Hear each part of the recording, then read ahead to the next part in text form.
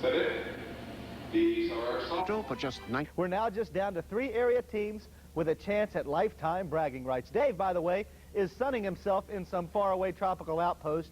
May the sunbird gods descend upon him. So, we must move to football now. Can the Prestonsburg Blackcats wrap up the AA championship? East Bank versus Magnolia for West Virginia's AA crown, and a special look back at what we think are some of the best plays of what has been a wonderful high school football season. We'll start first in Ohio, where the Ironton Fighting Tigers season. Obviously, Ironton always one of the best to put this one in the bank. We'll be right back in just a minute. 12-1 and #1 rated Magnolia tonight at Laley Field in Charleston. East Bank was after the school's 6th state championship, while Magnolia was trying to earn the school's first since 1964. Kind of a rainy night at Laley Field for parts of the evening. East Bank with the ball. Mike Hockenberry, who threw for 125 yards on the evening, throws to Greg Woods, who makes a nice run with the ball. But then Hockenberry will try it again, goes upstairs. And how about this football name? Jerry Rice for the Blue Eagles makes the pickoff. This kid considered to be a major college prospect, and he makes a nice return for the Blue Eagles. Now it will be Magnolia with the football. They will lose it. Mark Caesar, the fine quarterback, dropping it, and Mike Burke falls on it for the Pioneers. And it will be Hockenberry back on the attack for East Bank. He had a great night rushing as well.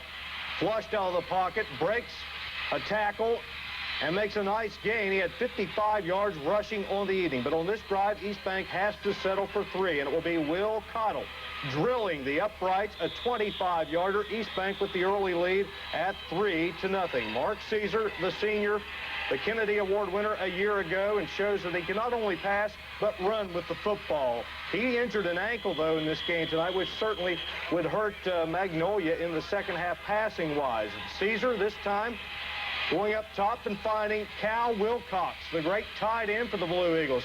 And he makes a nice gain for Dave Caesar's crew.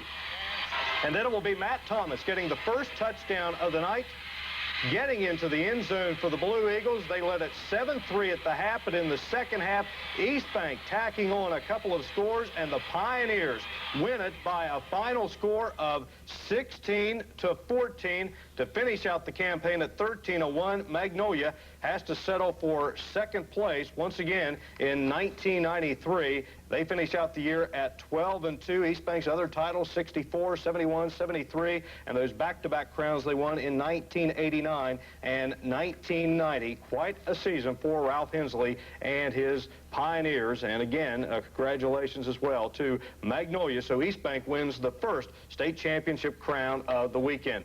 Tomorrow at noon at Ladley Field and also at the Civic Center, Dee Delancey checks out the latest sports action yesterday.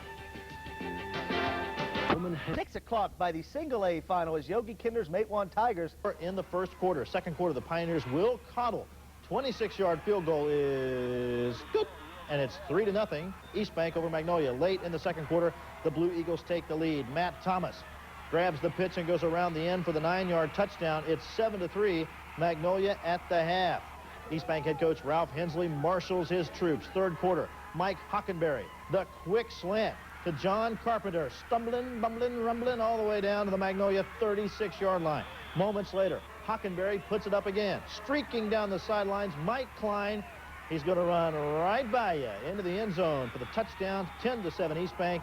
And we head to the fourth quarter. After shutting down the Blue Eagles offense, Hockenberry plunges into the end zone, 16-7 East Bank with less than a minute to play.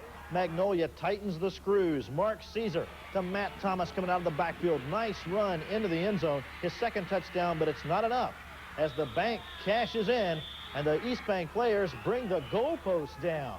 Ooh, that's a no-no. We didn't make any adjustments. We just went in halftime. We went halftime, and Coach said we just got to block, no turnovers. And we just got our heads on straight. We came out second half, blew them off the ball, ran the ball hard, no fumbles, no interceptions. Writing us letters telling us that we sorry, talking about we couldn't catch colds and blizzards, naked, all kinds of jazz.